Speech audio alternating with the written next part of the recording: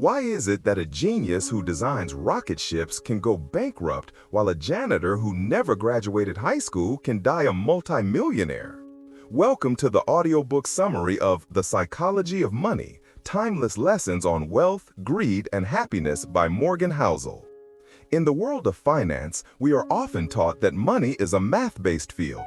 We believe that if we have the data, the formulas, and the spreadsheets, we can solve the equation of wealth. But finance is not physics. It is not rigid. It is a soft skill where how you behave matters more than what you know. This book is not about how to pick stocks. It is not about technical analysis. It is about the strange, messy, and often illogical relationship that we human beings have with money. It is about understanding that doing well with money has a little to do with how smart you are and a lot to do with how you behave. And behavior is hard to teach, even to really smart people. Chapter 1. No one's crazy. Let me tell you a secret about the human race. No one is crazy. People do some crazy things with money, but no one is actually crazy. Here is the thing. Your personal experiences with money make up maybe 0.0000001% of what's happened in the world, but maybe 80% of how you think the world works. We all look at the world through a lens shaped by our own history. Consider this. If you were born in 1970, the S&P 500 increased almost tenfold, adjusted for inflation, during your teens and 20s. That is your reality. But if you were born in 1950, the market went exactly nowhere during your teens and 20s. When these two groups of people grow up, they don't just disagree on investment strategies. They have fundamentally different internal models of how the economy works. The person born in 1950 isn't cynical. They just lived through a stagnant market. The person born in 1970 isn't necessarily smarter. They just rode a wave. Or think about inflation. If you lived in America in the 1960s, inflation was low. You didn't think about it. If you lived in Germany in the 1920s, inflation destroyed your life. You cannot read about fear in a textbook. You have to feel it. So when you see someone spending money on lottery tickets, or keeping all their cash under a mattress, or day trading risky stocks, remember this. They are making a decision that makes sense to them, based on the information they have and the emotional scars they carry. We are all just trying to make sense of a complex world with the limited set of experiences we have been dealt. Chapter 2. Luck and Risk. Luck and risk are siblings. They are the reality that every outcome in life is guided by forces other than individual effort. Let's look at Bill Gates. Bill Gates is brilliant. He is hardworking. But Bill Gates also went to one of the only high schools in the world that had a computer in 1968. The odds of being a high school-age student in 1968 with access to a computer was about 1 in a million. If Bill Gates had gone to a different high school, there would be no Microsoft. Now, let's talk about Kent Evans. You probably haven't heard of him. Kent Evans was Bill Gates' best friend in high school. According to Gates, Kent was the smartest student in the class. He was just as ambitious as Bill. They planned to conquer the world together. But Kent Evans never graduated high school. He died in a mountaineering accident before graduation. The odds of dying on a mountain in high school are roughly 1 in a million. Bill Gates experienced 1 in a million luck. Kent Evans experienced 1 in a million risk. The same force, the same magnitude, working in opposite directions. This teaches us a crucial lesson. Be careful who you praise and be careful who you judge. Nothing is as good or as bad as it seems. When things go well, we tend to give ourselves credit for our brilliance. When things go poorly, we blame bad luck. The truth is usually somewhere in the middle. Focus less on specific individuals and case studies because individual results are wild, and more on broad patterns. Chapter 3. Never Enough. There is no reason to risk what you have and need for what you don't have and don't need. Let's talk about Rajat Gupta. Born in India, orphaned as a teenager, he overcame incredible odds to become the CEO of McKinsey. By 2008, he was worth $100 million. He had everything a person could want. He was successful, respected, and wealthy. But it wasn't enough. He sat on the board of Goldman Sachs. He saw people making billions, not millions. He wanted to be a billionaire. So, in 2008, when he learned that Warren Buffett was about to invest $5 billion into Goldman Sachs to save the bank, Gupta hung up the phone and immediately called a hedge fund manager named Raj Rajaratnam. He tipped him off. He committed insider trading. He went to prison. He destroyed his reputation. Why? Because $100 million wasn't enough. The hardest financial skill is getting the goalpost to stop moving. Modern capitalism is excellent at two things: generating wealth and generating envy. If your expectations rise with your results, there is no logic in striving for more because you will feel the same after putting in the extra effort. There are many things never worth risking, no matter the potential gain. Your reputation, your freedom, your family and friends, being loved, happiness. The only way to win is to know when you have enough. Chapter 4. Confounding Compounding. Our brains are not built to handle exponential growth. We think linearly. If I ask you to calculate 8 plus 8 plus 8 plus 8 in your head, you can do it. If I ask you to calculate 8 times 8 times 8 times 8, your head explodes. Consider the Ice Ages.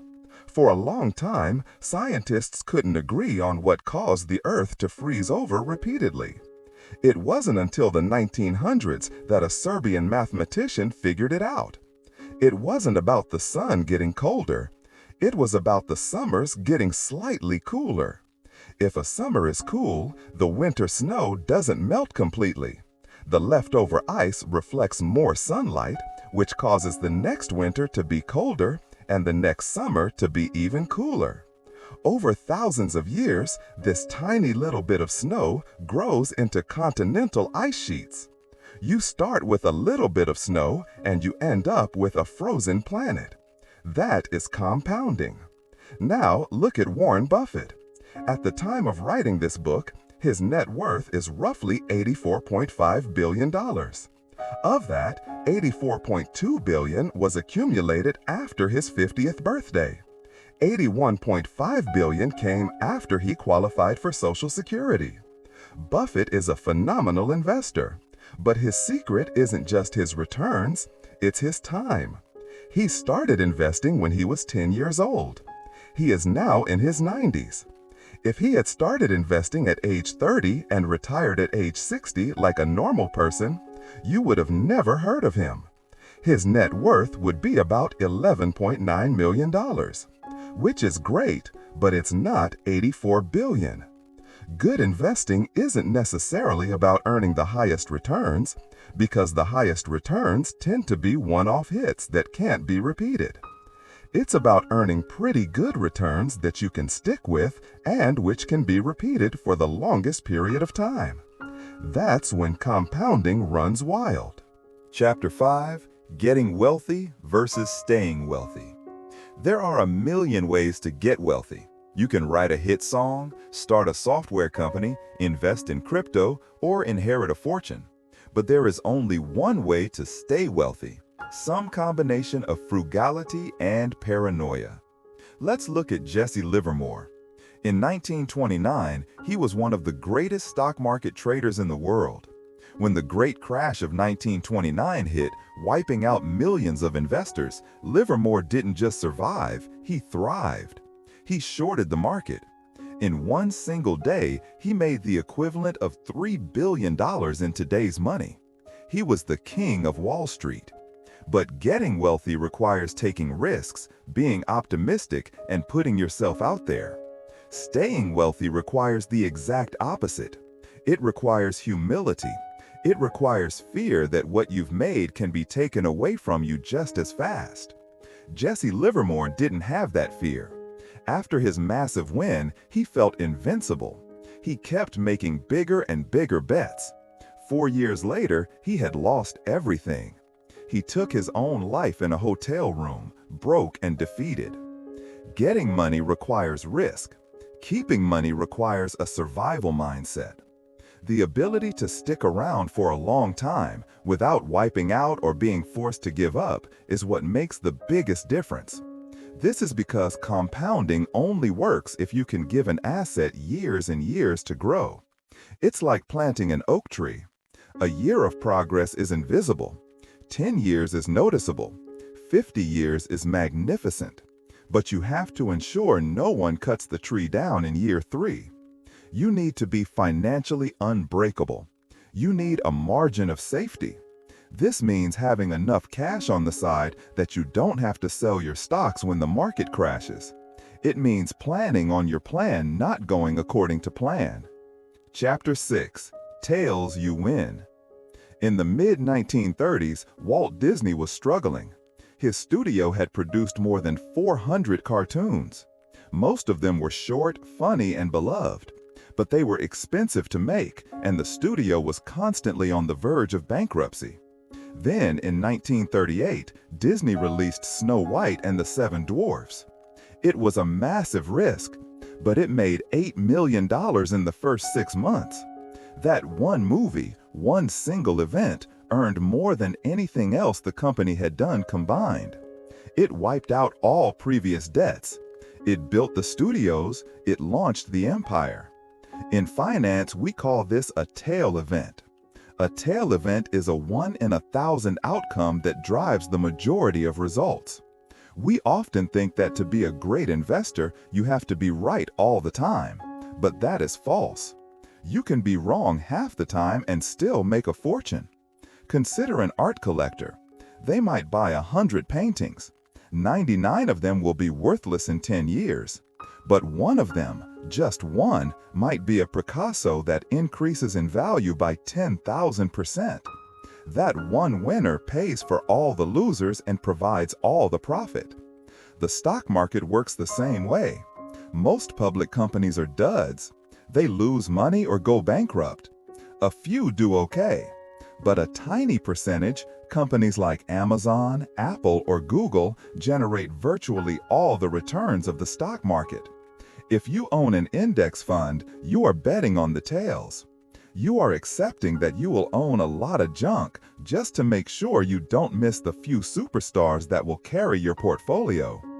This is a hard psychological pill to swallow. When we lose money on a trade, we feel like we made a mistake. But in a tail-driven world, losing is part of the process. George Soros once said, "It's not whether you're right or wrong that's important, but how much money you make when you're right and how much you lose when you're wrong." Chapter 7.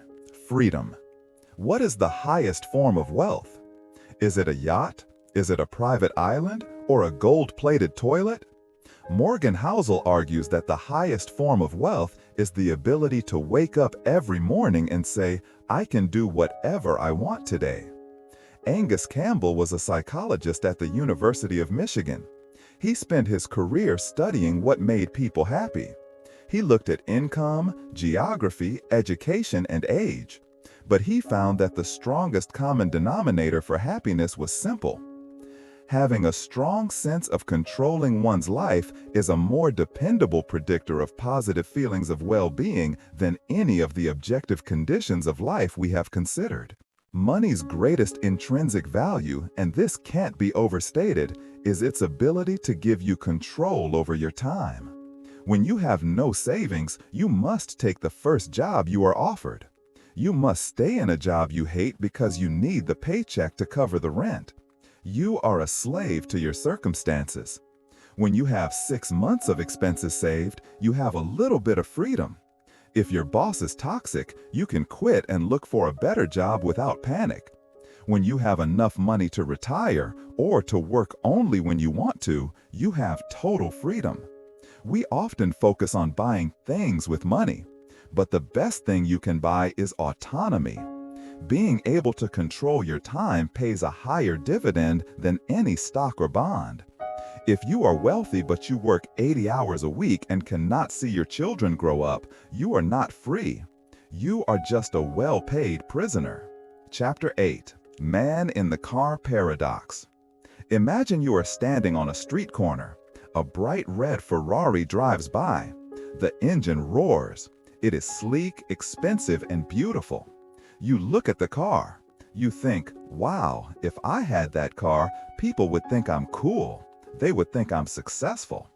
But here is the paradox. You aren't looking at the driver. You don't care who the driver is. You are looking at the car and imagining yourself as the driver. The driver of the Ferrari thinks everyone is staring at him in admiration, but they aren't. They are ignoring him and admiring the object. This leads to a harsh truth. No one is as impressed with your possessions as you are. We buy expensive cars, big houses, and fancy watches because we crave respect and admiration from others. We think these objects are signals that say, I made it, I am important. But wealth is what you don't see. We'll get to that in the next chapter. But for now, understand this. If your goal is to get respect and admiration, be careful how you seek it. Humility, kindness, and intelligence will win you more respect than horsepower ever will. We have explored the paradox of the man in the car. We have realized that buying things to gain respect often yields the opposite result. Now, we must go deeper. We must look at the invisible. Welcome to Part 3. Chapter 9. Wealth is what you don't see. There is a fundamental difference between being rich and being wealthy. Rich is a current income. It is the money you have right now to buy the fancy car, the diamond watch, or the first-class ticket.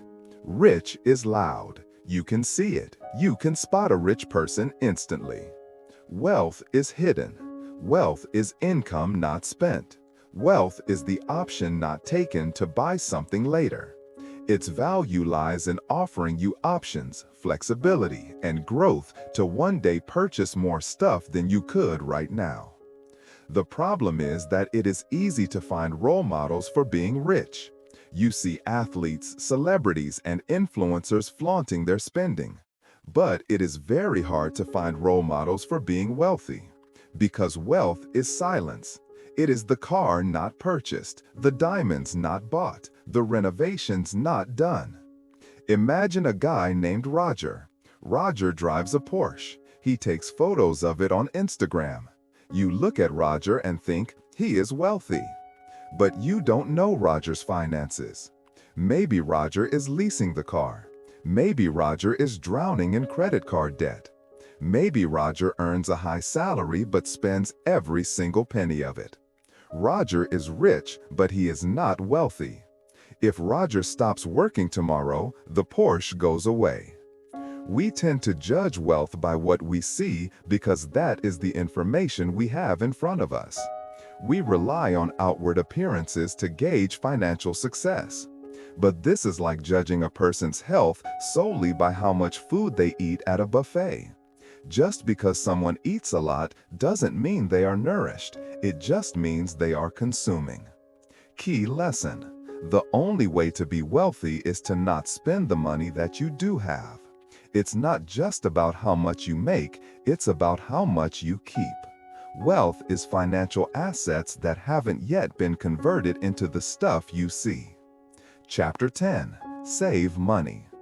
Past a certain level of income, what you need is just what sits below your ego. People tend to think of savings as a variable equation. Income minus expenses equals savings. They think the only way to save more is to earn more. Housel argues that wealth building has little to do with your income or your investment returns, and lots to do with your savings rate. Think of it like this.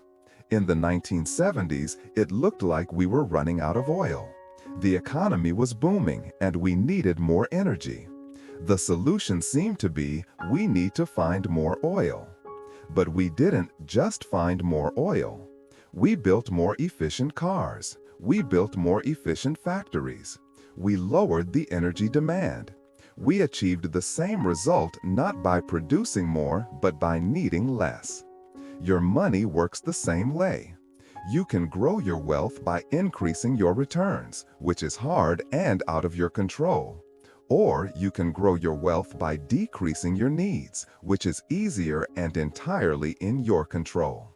When you define savings as the gap between your ego and your income, you realize why many people with decent income save nothing. It's a struggle against the desire to show others that you have money. And here is the most controversial part of this chapter. You don't need a specific reason to save. Financial advisors always ask, what are you saving for? A house, a boat, retirement. Housel says, save for nothing. Save for a world that is impossible to predict. We live in a world where things change instantly. Layoffs happen, pandemics happen, emergencies happen. If you only save for a specific goal, like a car, you have no buffer for the unknown. Saving without a spending goal gives you options and flexibility, the ability to wait, and the opportunity to pounce. It gives you the ability to survive on your own terms. Chapter 11. Reasonable versus rational. In a spreadsheet, you are a rational agent. You make decisions based on pure math to maximize returns. In the real world, you are a human being. You are emotional, hormonal, and easily frightened. Trying to be coldly rational with your money is often a recipe for disaster, because you will quit when things get tough. Instead of trying to be rational, you should aim to be reasonable. Let's look at the home bias. This is where investors invest heavily in companies from their own country, even if the math says they should diversify globally. A rational investor would own a perfect mix of global stocks. But a reasonable investor sleeps better at night knowing they own companies they recognize and understand. If that comfort helps them stick with their strategy during a market crash, then being reasonable is actually superior to being rational. Or consider paying off your mortgage. Mathematically, it almost never makes sense to pay off a low-interest mortgage early.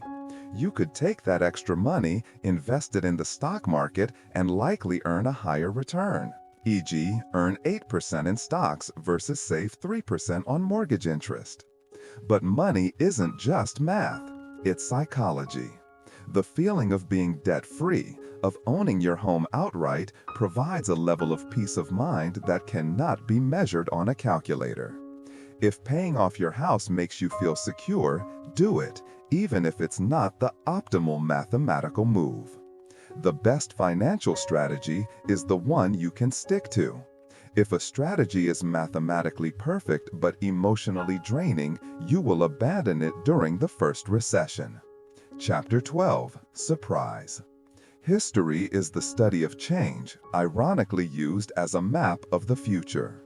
There is a dangerous trap in finance called the historian as prophet fallacy. We look at past data, stock market returns from 1800 to 2020, and we assume the future will look roughly the same. But history is mostly the study of surprising events. The things that moved the needle the most, the Great Depression, World War II, the dot-com bubble, September 11th, the 2008 financial crisis, COVID-19, were all surprises. None of them were predicted by looking at past data. If you rely too heavily on history, you will miss the outlier events that actually change the world. Think about nuclear weapons. Before 1945, there was no data on nuclear war. If you built your geopolitical strategy based on the history of warfare prior to 1945, you would be woefully unprepared for the Cold War. The biggest risks are always the ones that nobody is talking about, because they have never happened before.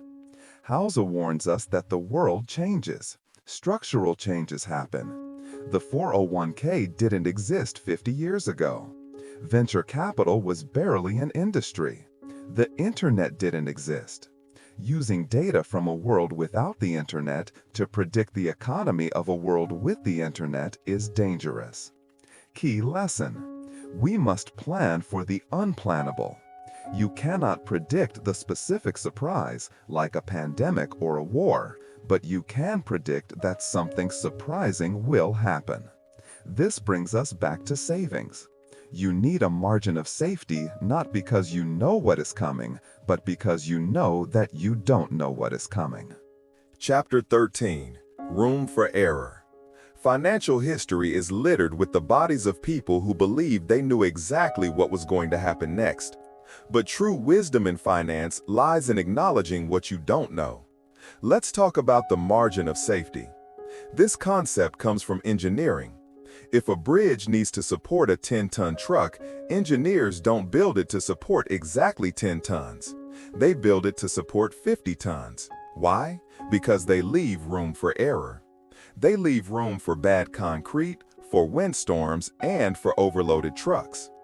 In finance, we often do the opposite. If you think you need $100,000 to retire next year, you try to save exactly $100,000.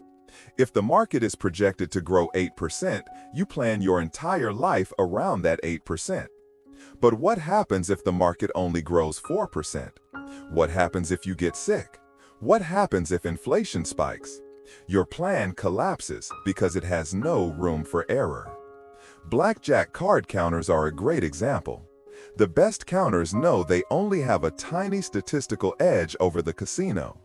They know that even when the odds are in their favor, they can still lose in the short term. So they never bet all their money on one hand. They keep a bankroll to survive the losing streaks until the math works in their favor. Key lesson: you have to plan on your plan not going according to plan. Assume your investment returns will be lower than the historical average. Assume you will need more money than you think. Room for error isn't a waste of capital. It is an insurance policy that keeps you in the game when things go wrong. Chapter 14. You'll change. There is a fascinating psychological phenomenon called the end of history illusion. We are very aware of how much we have changed in the past. If I ask you, are you the same person you were 10 years ago? You would laugh and say, no, of course not.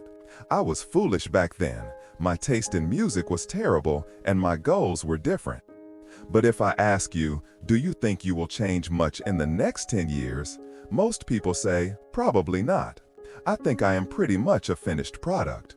We always believe that our current self is the final version. And this is a disaster for financial planning. When you are 20, you might think you want a simple life, traveling the world with a backpack. You swear you will never work a 9-to-5 corporate job. So you don't save for a house. But at age 40, you might have a family. And suddenly stability and a home in a good school district become the most important things in the world. Your 40-year-old self looks back at your 20-year-old self with anger. Or conversely, someone works 80 hours a week for 30 years to retire early, only to realize once they retire that they are bored and actually miss the work. It is very hard to make long-term financial decisions when the person you are planning for, your future self, is a stranger you have never met. Key lesson: avoid extreme financial plans. Don't live so frugally today that you are miserable, but don't spend so recklessly that you handicap your future. Balance is key. And most importantly, accept sunk costs. If you spent 10 years pursuing a career and realize you hate it, don't stay just because you invested 10 years. Allow yourself to change. Chapter 15. Nothing's free. Everything has a price, but not every price appears on a label. If you want a nice watch, you pay money. If you want a degree, you pay tuition and time. This is obvious. But if you want high investment returns, what is the price? Many people think investing in the stock market is free. You just buy an index fund and wait for it to go up. Wrong. The price of high returns is volatility, fear, doubt, and uncertainty. From 2002 to 2018, Netflix stock rose 35,000%, a crazy number. But to capture that return, you had to sit through multiple periods where the stock dropped by 70%. You had to endure the feeling of watching your wealth evaporate while the news told you the company was dying. That emotional pain was the fee. The problem is that many investors try to get the reward without paying the fee. They try to time the market, selling before the drop and buying back at the bottom. They are trying to steal the reward, and like most thieves, they usually get caught. Housel suggests a mindset shift. Do not view market volatility as a fine for doing something wrong. View it as an admission fee. When you go to Disneyland, you pay $100 even if it rains. When you invest, you pay the price of uncertainty in exchange for long-term growth. Chapter 16. You and Me. Why do financial bubbles form? Why do housing prices or crypto coins go to the moon before crashing?